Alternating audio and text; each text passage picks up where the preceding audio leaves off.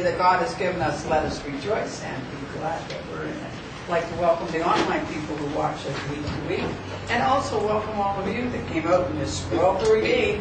And we had our 747 fan on that blew everybody away, but we can't put it on while we're talking because we can't hear. So just hope that you don't swelter to death, and just remember, even when we're warm, we say, God loves you, so do we. Give the neighbor a hug and say, glad you're here. You're here, my darling.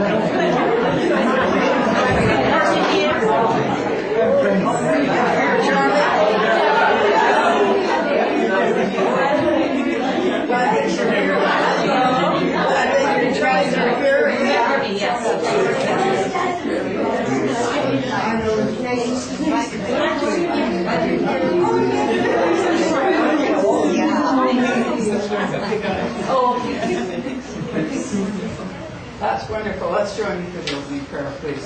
Heavenly Father, we're so thankful that we have this chapel that we can come to each week and open our hearts and open our minds and open our hands to receive the love that comes from the source, that we may take it throughout the week and give it to each person that we meet. Amen.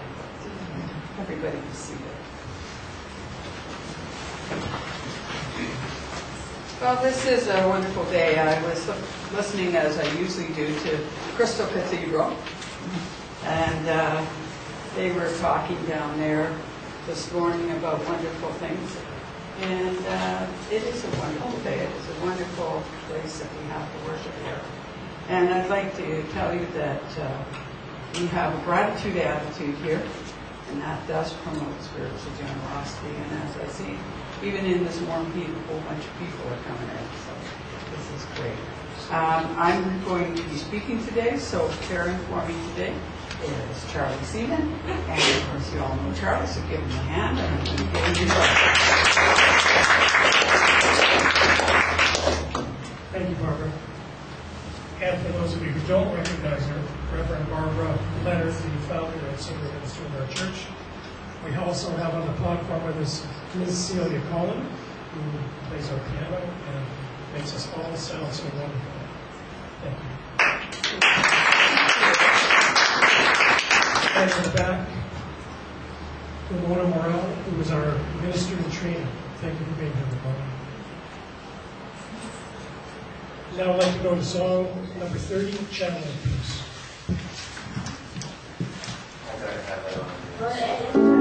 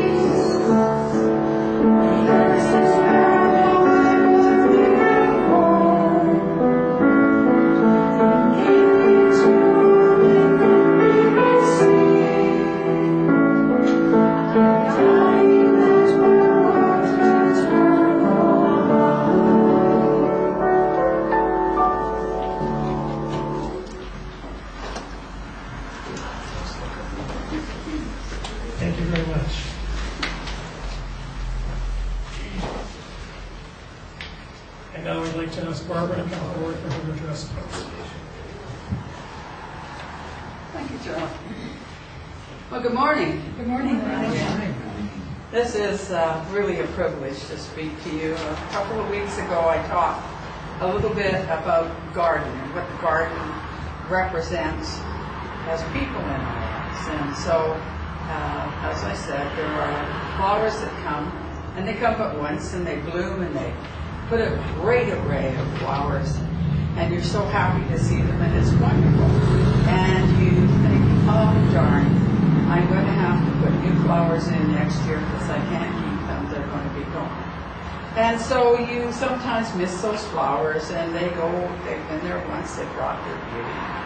And then there's the flowers that you plant, and you think, well, this is nice. They're going to be blooming until April, and others are going to be blooming through the summer, and they're going to be gone as well. But they're going to come back next year, so I'm going to look forward to them coming back. And I have a friend, Tracy, down there, and she's like that kind of flower. Sometimes she's in my garden, and sometimes she's off doing things, and other times she's back in my garden, and I just love to see her return, like I love to see the return of the flowers that come every year.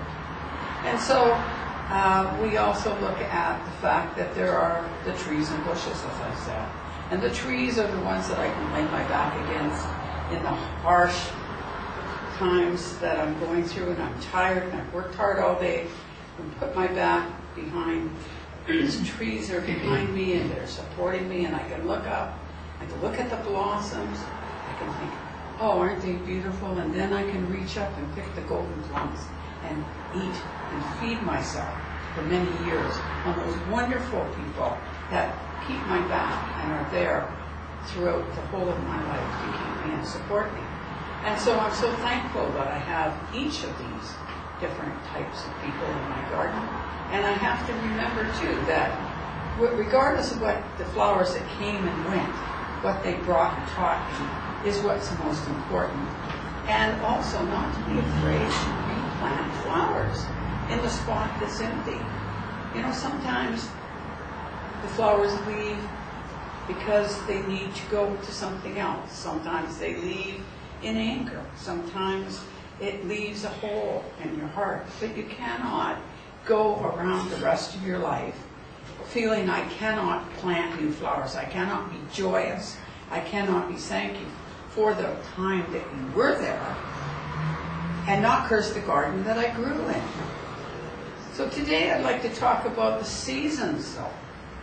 Because, you know, we have to remember, they were talking about in Crystal Cathedral, that spiritual is, your whole life is spirituality.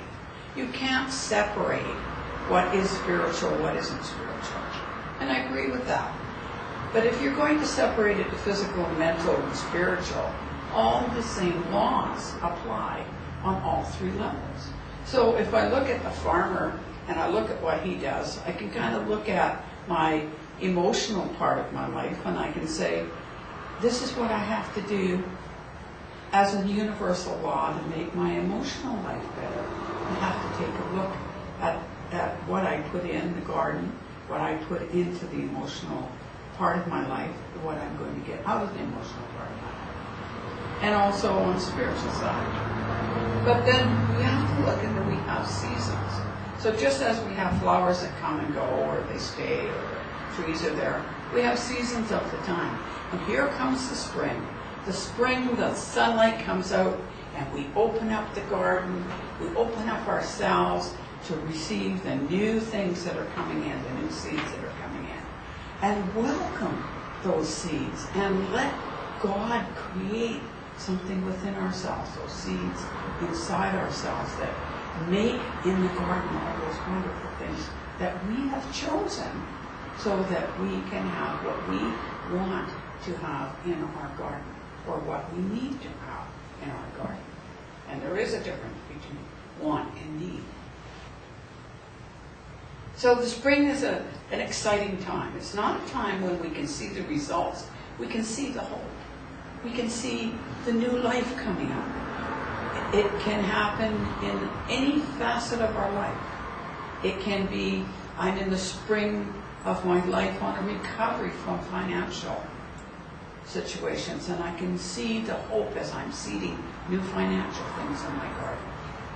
I can have, in the spring of my year, new emotional things that I want to see in my garden.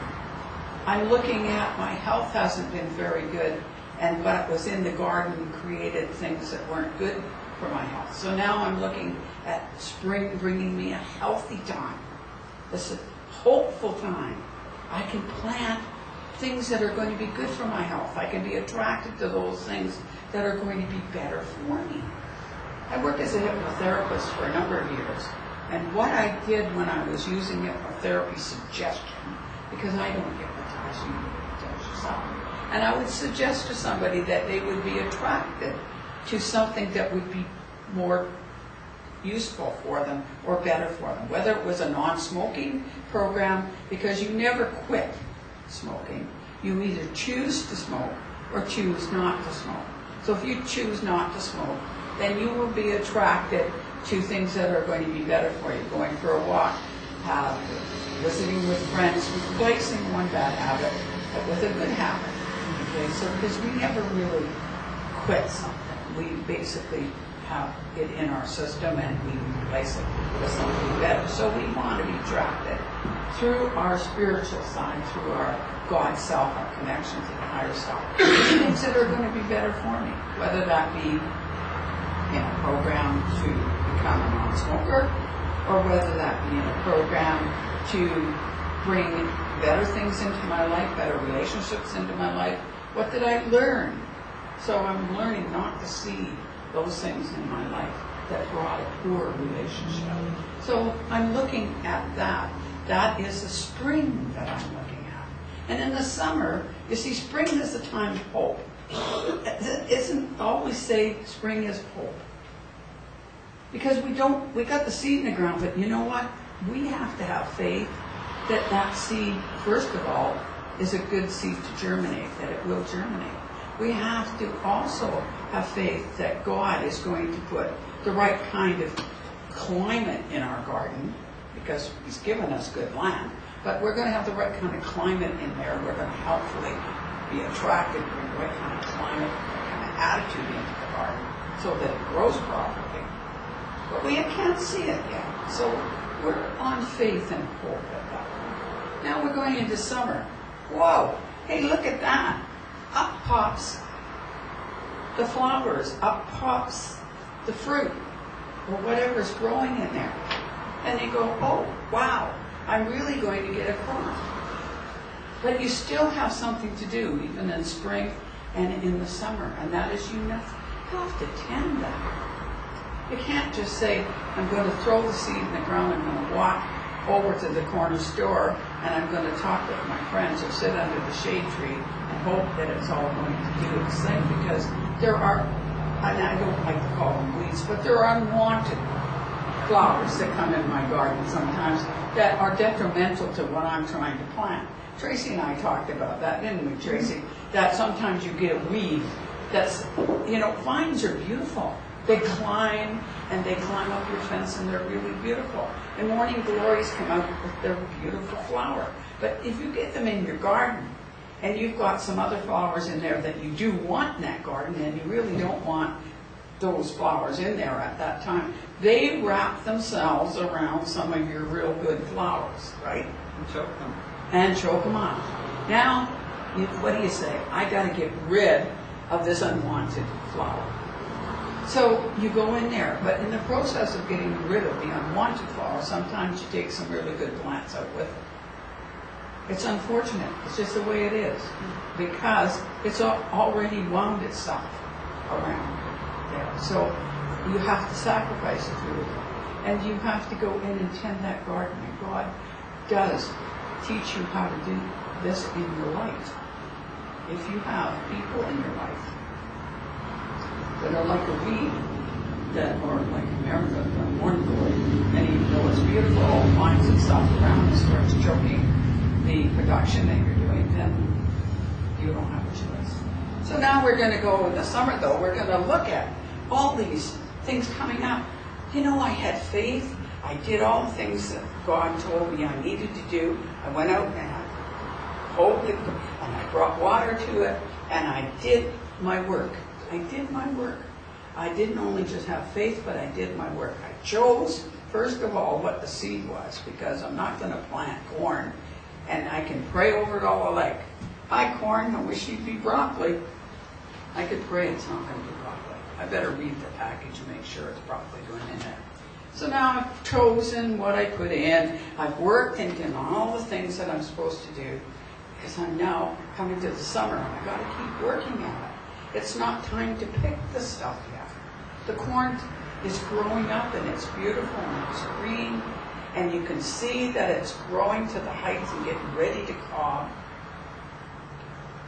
But it's not ready yet. And then even in late summer, when the corn tassels start coming on there, and they start doing their job so that they blend together and produce what they're supposed to produce, it's still not ready to pick yet. So I got to keep working on that garden, keep cultivating it, keep being kind to those plants. If there's something coming in, some fungus or something coming in, I've got to treat them and make sure that that isn't going to damage the plant. So through the summer, that's what I need to do. So for your summer of your season, whether it be to with your health, whether the summer of season in a relationship, and in a summer of a season in a relationship, think about what that might be. I decided to seed new seed in my relationship, but now I've got to work with it.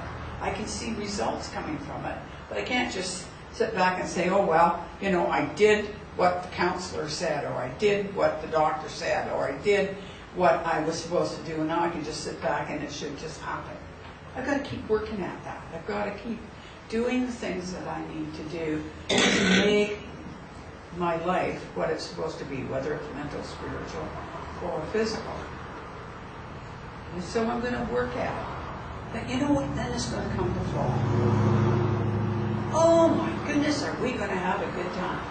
We're going to have a bunker crop. We're going to have all our friends coming in. We're going to bring that crop in. We get the crop in and we say, okay, now we have to go by the principles of the universe. One is we save some of the corn for seed. Now we're talking that this is your total storehouse, this is your total garden. You have to keep some seed going in all parts of your garden. You may have 7 segments in your life. You need to keep some seed in each part of your life, whether it be your physical life where you have to go to work, whether it be your family, or whether it be your own self. You need to have some time for yourself. You need to have time for your education, time for your health, time for your spiritual development. You have to keep some of that seed going. So we take some of that seed and put it aside for replanting in the next year. And we say, wonderful. We take some of that seed and we say, we're going to put that seed away for a rainy day. And the 10% is a good thing to look at. So 10% goes away to reseed the garden. 10% goes away for a rainy day. Because something happens that there is a crop that doesn't quite come, or maybe you need it for some other thing, something you choose to do. Take 10% of that and give it to charity. Give it to the poor, give it to the one of the large organizations that are doing good work, give it to the Cancer Society, give it to your church, give it to the people standing on the corner. It doesn't really matter, but make sure 10% is going. Because there is a principle that what you put in the ground multiplies itself out, not 10 times, not 100 times, but a corn seed put in the ground multiplies itself out with 3 cobs of corn on one stalk to 1,800 kernels of seed. There is a large refund back to you for the investment that you put in. So you put that to charity. You don't put it in thinking, I put $20 in the collection plate this week, so now I'm going to be expecting that I'm going to have that back. You do it with a free hand. You put the money in the collection plate, or you give the money to the person on the street. Granville Street is a great place to go down. I used to walk between the Granville station and where it used to be the Bon Ton, right next door to the old podium, and I worked there. And as I went down the street, there were about 16 people with their hand out. And sometimes on my way back from work, I would be impressed to give $5 to someone. I didn't do it with a question, what are you going to do with this? Are you going to shoot this in your arm? That isn't how you give it. You give it with a free heart. The free heart means that it returns to the giver. Even if the person misuses it. Do you remember some of these religious groups that were given money and then you hear all the come out about how misused it? And, you know, they went to jail for 4 years because they misused the funds. Dr. Schuller had a good answer to that. He said, when you give, it doesn't matter what the person who receives it, if they misuse it. It's the giver who gets the reward from that. The same thing as when you give love to someone, you give love back.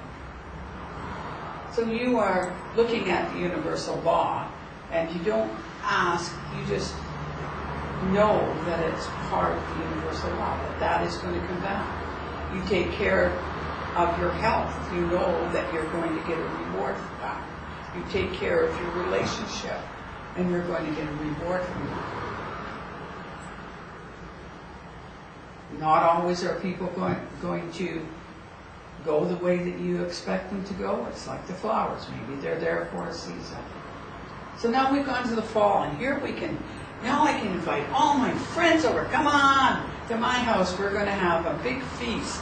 We're going to have a barbecue, and I'm supplying everything because I had such a great harvest.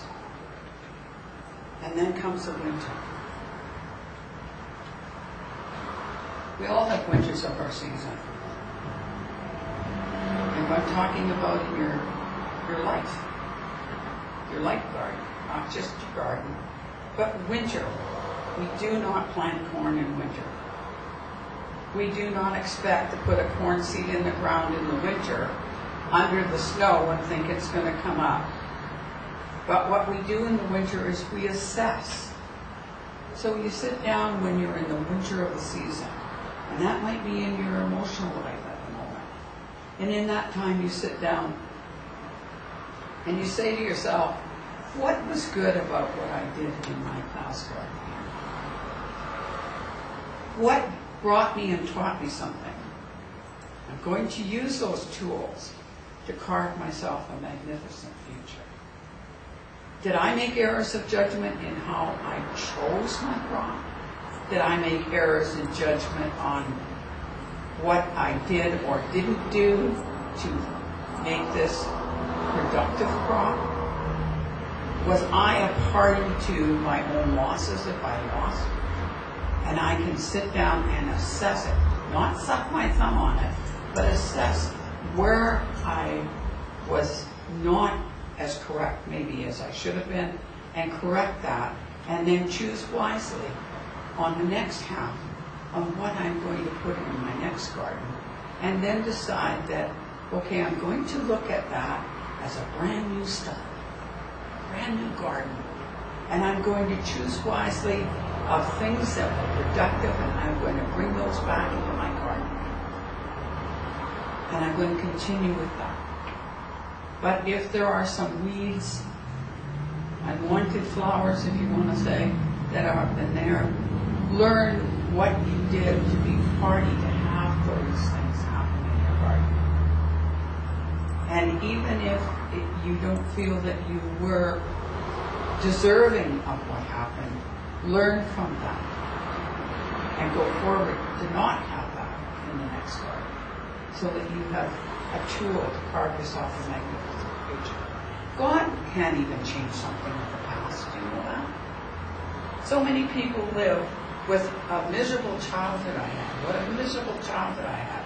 Well, you know what? I am coming up 79 years old this year. And my childhood is how long? I was on my own at 16. So for the first 16 years of my life, good, bad, or indifferent, that was 16 years of my life. Should I be living, moaning and groaning for the rest of my life till I'm 79 years old about how rotten that was? Now, who's making me suffer? Those people that did not treat me well then or now?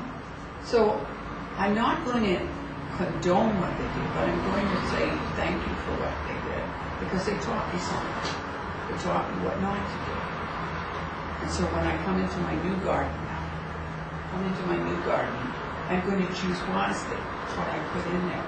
And remember that I am going to reap what I put in there. Again, I'm not going to plant corn and get broccoli. So if I want broccoli, I better be choosing to plant the right things. So seasons, the season of winter is restrictive. It's a time when a lot of times we kick the wall and say, go back and look at the corn stalk that's standing in the field that hasn't been cleaned up yet. And look down and holler down there, hey, you stupid corn stalk, why didn't you give me more corn? Or, why weren't you something more than what you were?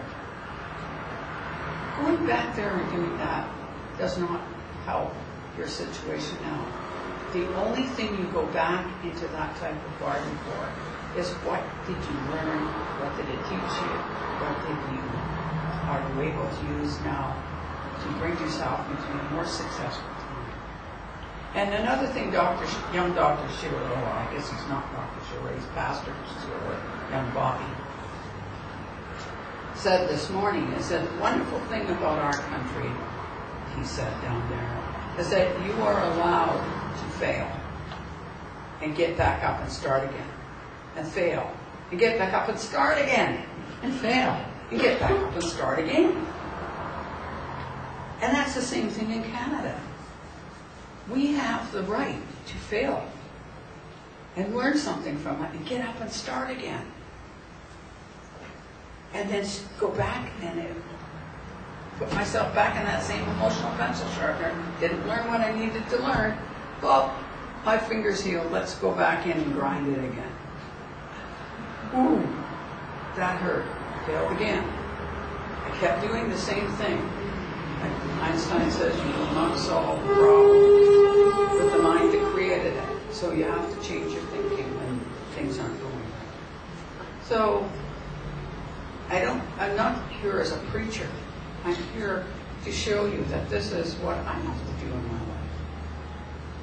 I'm 79 years old this year, and I still make errors of judgment. And God willing, I live to 97 like my grandmother, I probably will still make errors of judgment. But each time I make an error of judgment, when I was 20, I did things I was horrified at 30. And I did things at 30 that I look back and I went, oh, Charlie, how could I have done that? I wasn't there. No, you weren't there. And then at 50, I look back at my 40s and say sometimes, why didn't I do better with that? But you know, each time we learn. We can't go back, we can just learn from that. And I'm sure that at 80, I will look back at my 70s and say, how could I have been so stupid? And then at my 90s, I will say the thing of the 80s. Because the thing is that when we quit learning, we quit planting the garden, the life garden dies. So say thank you for sometimes for the errors of judgment that teach you something, so that you don't get complacent and just sit under the shade tree and let things grow up around you. Thank you.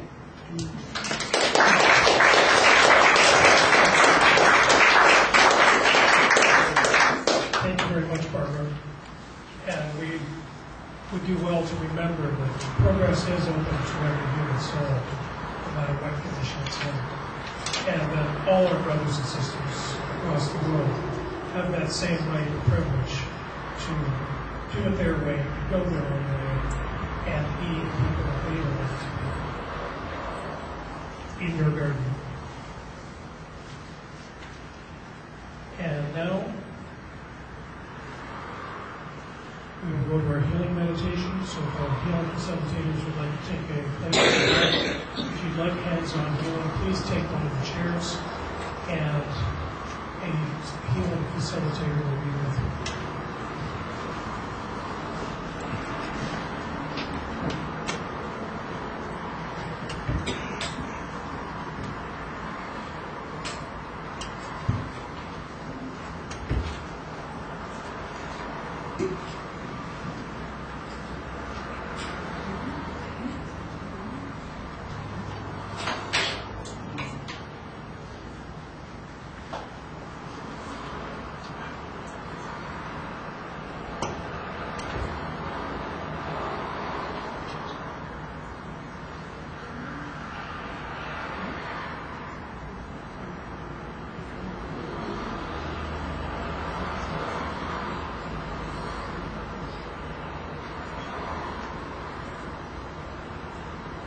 Barbara, could you give me a hand with this machine, please? I'm sorry? Give me a hand with the machine. Just push the little square thing at the bottom left-hand side. There's a little dot there. Got it? I should have pushed it before I came up. Unfortunately, it's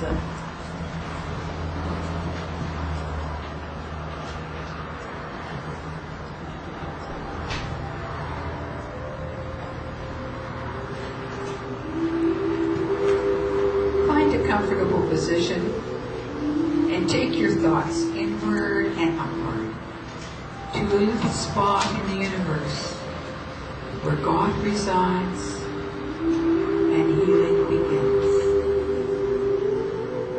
Allow the energy to move through the tips of your toes, moving upwards, running round and round the body. Allow it to come up through the top of the head and flow over the body like a gentle summer rain. As you breathe in again, feel the energy bringing alive all the cells in the body that work together with all of the organs. And allow those organs to be like a wonderful symphony concert orchestra that play their instruments independently, but they play with such harmony and such rhythm that they are working for the whole beauty of the piece they are playing. And as you breathe the energy in and revitalize all of the energies in the body, in the cells, in the organs, know that you are doing that to bring healing to the whole. And as the energy comes in again through the tips of the toes, allow it to expand into the mind.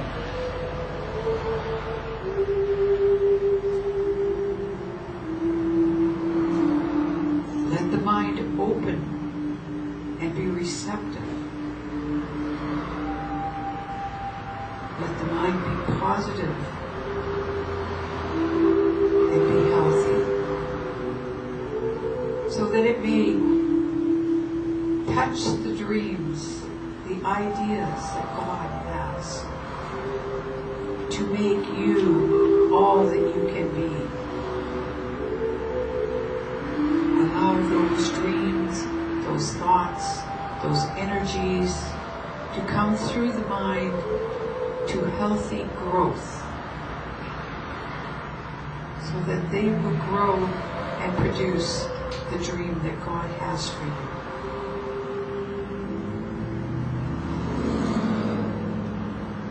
Breathing in again, allow yourself to come in touch with the Spirit, that part of yourself that is always perfect.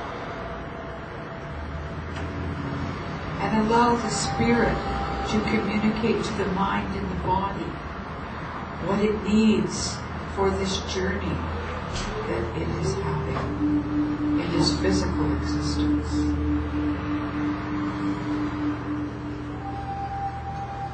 And as you have healed your own self, body, mind, and spirit. Be like a pebble in a great pond of energy, and allow your energy to roll forward and ripple outward, and let it touch each member in the room. And joining together, allowing the energy to draw through everyone to facilitate the healing.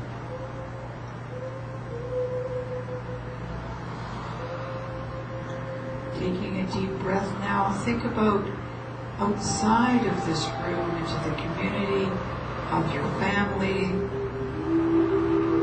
the community around you, of your teachers and your leaders, and allow that energy to ripple out and touch all of them, so that they too may experience the wonderful healing, the wonderful peace.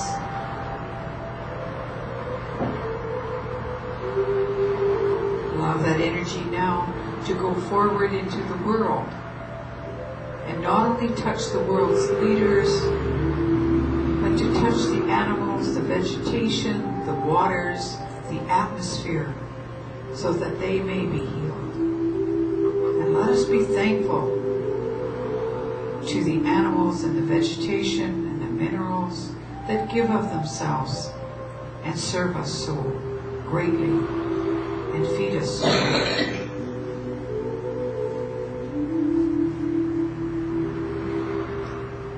Allow us now to reach out into the universe, into other parts of the universe that we are not familiar with, or many mansions in God's world that we are not aware of every room in every mansion. But we send love and we send caring, for God promises us that love and healing is never ending. And all we need to do is ask, and the energy will follow the intention of the thought, and the healing will begin.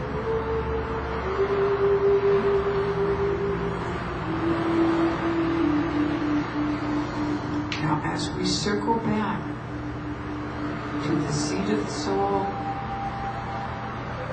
take a few moments just to sit quietly before you come back to your everyday, workaday world, to enjoy the tranquility and the peace of the healing area of your garden, the inner garden of healing.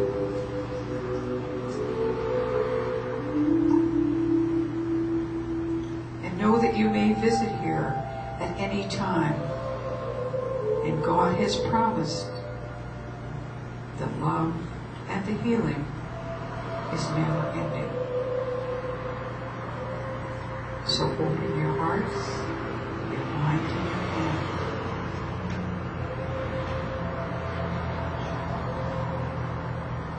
God bless you, and He sends His angels to keep after you.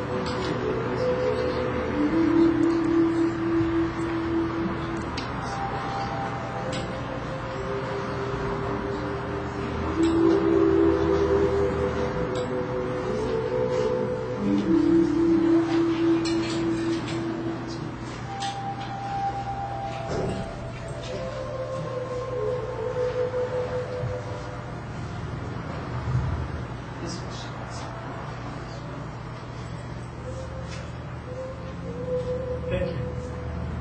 That was a divine meditation. And now comes to a part of the service that makes us a little bit different than the other spiritualist churches, and we have care and share portion. Do I have someone in the audience who would like to come and speak for 5 minutes about their spiritual experience?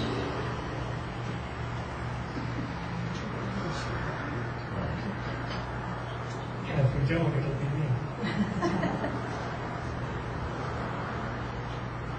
Josie, you have something to say? No? Progress open to every soul is one of the fundamental tenets of what I believe in spirituals. That we can take it back to the most extreme example. Take a convicted murderer standing on the gallows, about to meet his maker. And in his last words, in the last bit of his living heart, he decides that he was wrong. He begins to accept responsibility for what he's done and what his life is going to be terminated for. I know that in the country of Canada, we don't believe as a whole in capital punishment. And the world is turning away from it in many of the countries. But just use that extreme example when you think about your darkest moment in life. And you think that there's no way out. This is it. This is what they told me they're going to do to me. And there's nothing that I can do to change the outcome. But what I can do is I can change my own heart and admit when I've been wrong. Admit when I've interfered with the free will of another human being. And really, isn't that what evil is? It's taking away the free will of someone else with your actions. Whether you take their possessions, or you take their life, or you take their emotions, you've just taken it. It didn't belong to you, and you have to pay a price. And in this case, the price was the man's life. But yet, he could say, I'm sorry, and he could say, I love you to the people that he did love. And he could say, I want to do better. I want to try in the next state, in the next life, to make reparation for what I've done. And whether he be that convicted murderer, or whether he be just someone who wasn't truthful all his life, or someone who took more than he should have taken from other people at the end of his life. When we arrive in the next day, we arrive with just ourselves and our memories and the progress that we did make. So when we think about that one small step for that man after a life of evil, he did see his life, and he did see his truth. Certainly not the light and the truth that any one of us would ever wish on anyone, but it happens.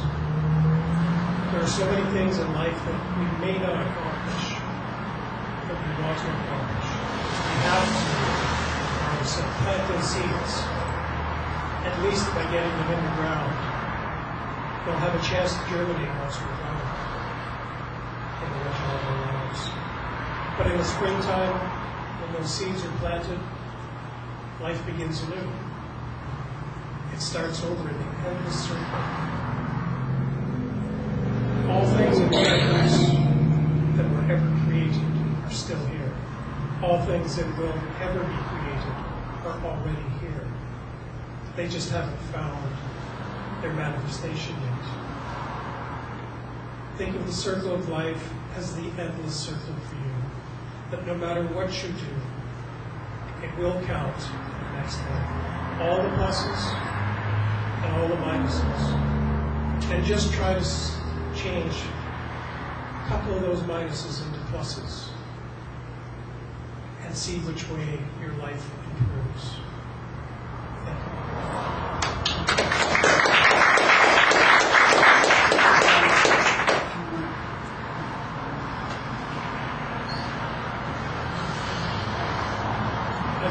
Ramona come to the platform for a moment, please?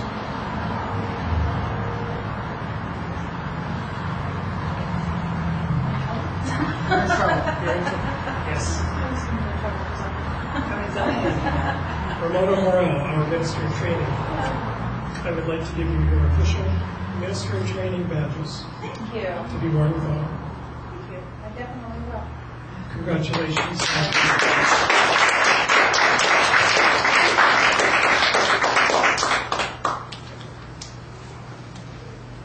Thank you, Ramona.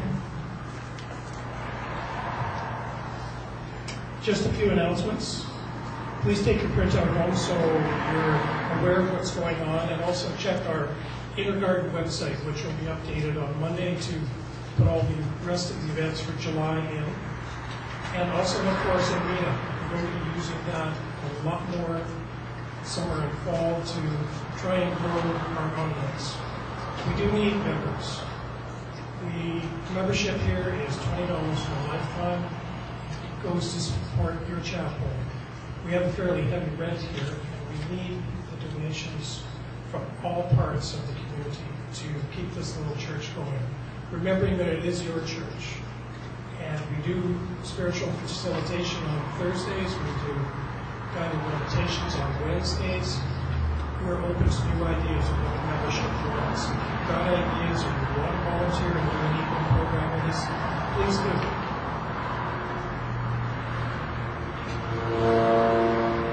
And the fee for the drop-ins Wednesdays and Thursdays is $10. We forgot to change the dates on here. 26th. So this Thursday is. I guess I'm next. Barbara's here on Thursday. Ramona will be here on Wednesday. Ramona's class is an ongoing year-round guided meditation. And Barbara's will change. I will do some of the evenings and a lot more of the evenings in the fall, assuming that we keep those things going. And Sunday, July the 21st, we will have a special remembrance and dedication for our dear friend Amber McDonald. That will be hosted by Barbara. And on the 28th of this month, hoping to all members after the church, is our annual general meeting. Please come support your chapel and also review what we've done in the past year. There's lots of changes that happened that I'm sure most of you are aware of. Time to ask questions of the executive of the church to explain the situation the church is in, as well as to look forward to the coming year on where we want the church to go to. Please put your input in, because it is important that we all understand the spiritual community that we're in, and that we cannot survive here as individuals. We have to survive as a nation, as a chapel that really is about spiritual generosity.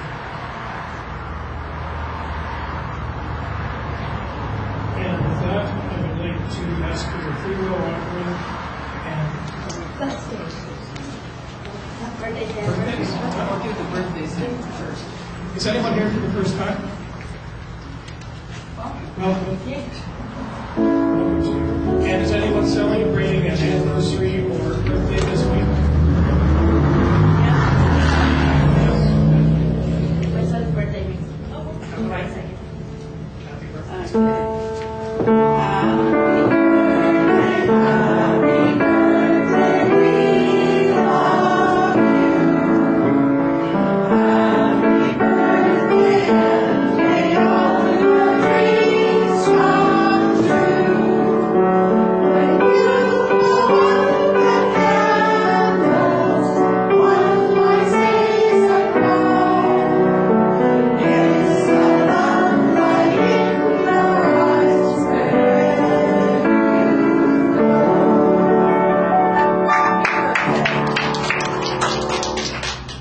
Thank you, Charlie Leonard. had an anniversary. He did this weekend. He did have an anniversary. 32 years, Dorothy Sandra. I don't know how she does it. You know, too late. And now your free will Regardless. offering and song number 21 of our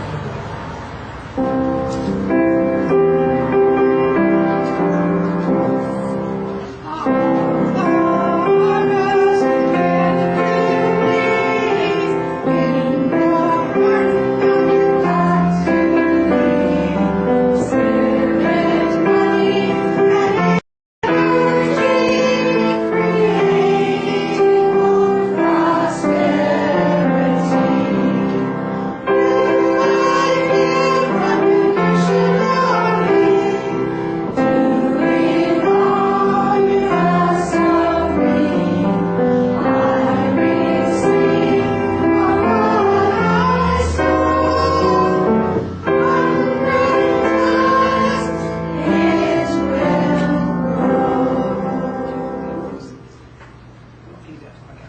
Heavenly Father, we thank you for these free will offerings so given to us this day, and we ask that you guide us to use it to the highest and best of this chapel and the community at large. Thank you, Madam.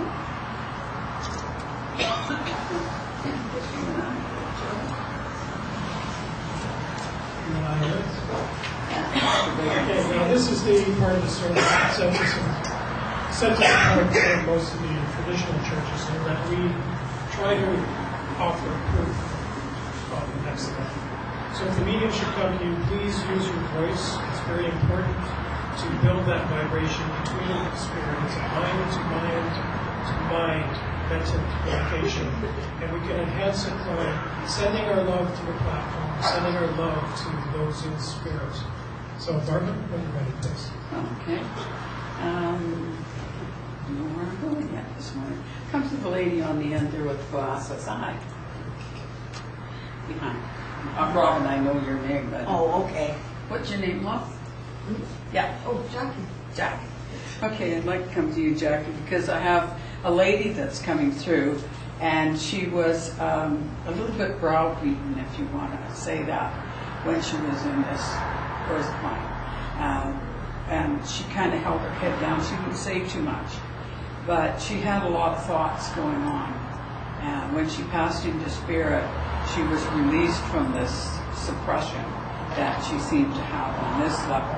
And she now kind of hangs around you and encourages you to be everything that you can be. Do you understand that? And she, through watching you develop, that is helping her with development that she didn't get here, actually. And so on the spiritual side, she, of course, served her purpose when she came here as she was supposed to do in the manner that she did.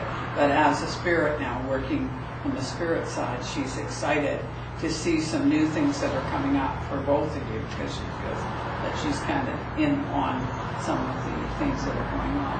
And for whatever reason, I see almost like classrooms of sort, like as if you're going to be taking some courses or studies of some kind. And so I kind of see classrooms. And so she's going to be kind of going along with you on these classrooms so that it enhances your ability to keep, retain what it is that you learn there. Do you understand that? And so I'm really excited for you, the new learning and the new things that are coming in. And I really am excited for this lady too, because, you know, we come as a choice and do what we're supposed to do here. And now that she's in spirit, she's able to get that benefit. Okay? God bless. Thank you. No idea. No idea. No idea where Just I'm go going. to somebody and start talking. What I'm aware of, became aware of during the healing portion of the service was an elderly woman who passed in her early 80s. And this woman has a link to England in her past. And when she came in, she was wringing her hands. And I felt like she was wringing her hands because she couldn't keep them clean. She was a compulsive hand washer, and she was a compulsive grooming.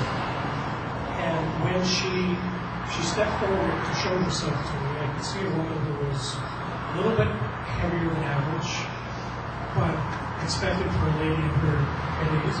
My boat car was black. And very, very nicely done hair and very nicely done makeup. When she looked in the mirror, she didn't see the beauty that she was. And I know that for all her efforts during her life to look good in the public, she never felt it in her heart. Does anyone understand this so far? Wonderful. Sweetheart. Give us a bit more information. Okay. Now, I know that this woman was quite middle class. I know that she lived in a small village. And I know that she was very, very distant from her grandchildren. And she just never was able to express to her daughter and her grandchildren how much they meant to her. Is this real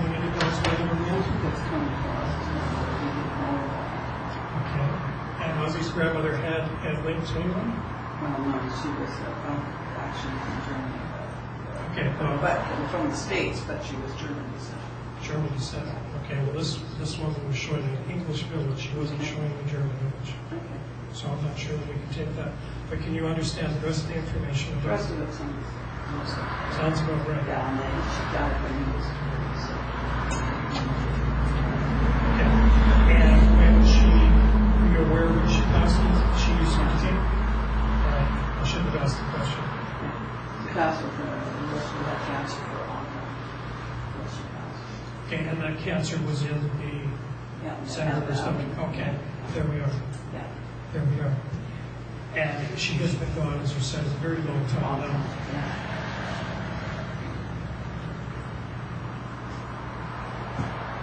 So we understand everything except the English connection. English part, yeah. But see, she was actually born and raised in the United States in German zone. Okay. And did she make a trip back to England? I don't know. Okay. She's still indicating to me that there's a very strong connection, particularly here in the heart, to England. Now, if I'm getting that That might not wrong, be, you might be getting across with two people. okay, well, we may well have two people really confused the issue. Yeah, confuse it. Go ahead. Okay. No, there's an English connection here. I'm not feeling a German or American connection at all. She Well, is, see if anybody else can pick that up. and no one, Jackie, Jackie, that's still fine. got, she's got people still with her. Is that still the same lady? No, No, this this is is This is your mother. Okay, you understand all of the information? yeah. All right. Good, thank you. And you understand the gap between grandmother and the grandchildren? Yes. Right. Okay, there we are. And that feels better. I can feel the energy much more between you and I than I can between Barbara. We don't like to fish and we don't like to ask questions. We would rather leave. And good for you to get two messages in a row. Obviously, that's what's needed today. And you understand in particular her inability to look in the mirror. Yes. That's what impressed me most about her house. She was a very nice looking woman, but she never thought she was. Sorry? She never felt that she was. No. And that she would often get praised in the community how well she presented herself. But it didn't mean anything to her. And you understand the hand washing, the feeling of dirt. Yes. And she continually washed these hands. At one point, yes. Yes, okay. Well, she's trying to identify herself. And what I'm trying to do with her is I'm trying to let her tell her story the way she wants to tell it rather than me asking her questions. And she heaves a large sigh of relief, and I can hear birds singing now. And she's taking me to the early morning hours of the day, when she's telling me she felt best. That was the time of day where she felt free from her thoughts, and that she knows now that it was her thoughts that held her back in life. And she'd like you to remember that that's what held her back, because she doesn't want to see you do that same thing to yourself. Be bored. Accept it for what it is. Those are her words. I'll leave that with her. I'd like to come to the gentleman back here. Hi. Hi. Can you give me your first name, please? Ben. Okay. What I'm seeing, it's interesting because during the Second World War, my father wore a certain type of uniform, and I'm seeing the buttons and being polished up, right, on his uniform. So I almost feel like I'm coming in with Father for you, your Father in spirit. Yes. Yes. And either he was military at one time or he had a very military type of personality. Let's put it this way. Everything had to be spit and polished. It had to be just so. Would that be your father? Say it again. Your, My was he very much had a certain way of doing things? Everything was supposed to be like with him a certain way, almost like a military man. Well, it was a little. Yes. And so I feel it's your dad that's coming through. And he's saying to me that sometimes he wasn't able to express as much of what he felt for people as what he would have liked to have done.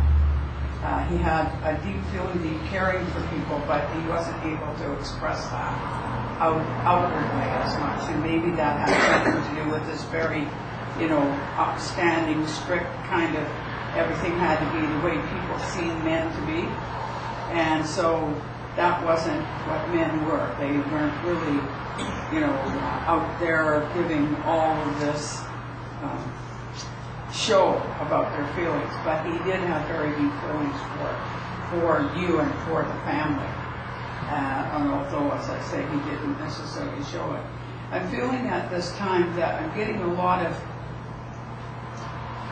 problems around my ear. I wear hearing aids, so I'm getting a lot of problems around my ears. So either he had some problem with his hearing, or what he's indicating has to do with hearing. So I don't normally ask, but did he have a hearing problem? That was my father-in-law. Okay. Yes, Now you'll he know did. who it is. Yes. So it's kind of a hearing problem there. And I was kind of really brought to that. And he said, because he didn't hear well, he's kind of making me aware of that right now. And he's saying that there is some questions that you need to be asking. And listen carefully to the answers that you're getting. Because that's going to give you an opportunity to make a decision that you need to make for yourself. Other people, it's well and good to do what other people would choose you to do, but it really is important that you do what you need to do for yourself right at this time. And to be able to do that, you need to ask some questions. There's still some unknown factors here, and if we don't ask questions, we don't get answers. So it's really important that you ask these questions. It can be any number of things that might be on a personal level to how someone who's associated with you closely feels about if you do this and this and this, and you need the input, or you need the support. You need to find out if the support is there, and hopefully that he's coming in with this so that you understand that you need to hear what the answers to what's in your mind. Okay, do you understand that? Yes, I Good. do. God bless you. There you go, Charlie. Got any more? Well, I'm just going to take turns with you here. I'll do one more, and you do one more, and I'll do one. Okay. Over on this side of the room, our French group, I feel drawn over to this side. I see a nun standing directly behind Josie. I'm not sure again if she can see you this much. This lady, I will describe as about 5'5" in height. She's wearing a black habit, white collar, black hairpiece, whatever those are called. And I want to go back around the time from 1900 to 1930. Would either one of you understand this woman as being family in that generation? A lady who was very, very pious. A lady who stayed single all of her life. A lady who was devout in her beliefs about life to the point that she lost trust with humanity, particularly with the male side of the family. So I feel there was some incident that happened young in her life that put her in that frame of mind. 1930s, did you say? Well, I'm saying I'm feeling 1900 to 1930. This is a time of grandmother, great grandmother, great aunt. I've always been told that I didn't understand the 1930s. Okay. You've always been told that, but you're not aware of Yeah, that. there's an understanding behind quite often I've been told that, but Okay. It's a very generic thing to say when you see a nun. And when I asked the nun whether or not she was found, she indicated that this was a yes. Does anybody else understand this? The lady was very, very religious, who was directed towards her belief in God because of an incident that happened in the family. Actually, Charlie, I do know that there was a nun in the family who met her. Okay, But, all right. There was a nun in the family. Is there, are we in that time frame? yeah, we could be about Okay, and I'm giving the name Eloise. You're going to have to check I'll this. double check that. All right, please do and send me an email if it turns out to be correct or incorrect. Tell me if it's right and don't if it isn't. We want to know. We want to know. We have to know. We have to know whether or not what we're giving is accurate. Because it's too generic to be just off the cuff and say, well, here you have a nun standing beside you and she gives you this message. And we prefer to work on a little bit deeper level than that and give you real evidence that you can go and check out. And, okay, now I know a little bit about the family, but not much about where they're from. This is in the south of France. Yes? For both of you? Good. And when both you're going to have to check it out. You're both south of France. And there's a town that starts with a name, starts with an M, initial letters M-A. Yeah, it's not Marseille. It's a small town. It's a village in southern France that this lady lived in. She's buried in the churchyard. She's standing pointing at the grave. There's a small stone with a cross on it. I'm getting shivers as we're talking. Okay. Well, that's fine. That's fine. We're not going to be able to solve this in one day anyway, so we might as well just go with what she's talking about. She's talking about the freedom that gave. And she said, you'll understand the freedom that God can give you by allowing Him into your heart. She said, that's our connection to the Lord. And this could be for either one of them. And it may yet well be for somebody else in the audience. But I'll leave it with that. Please check.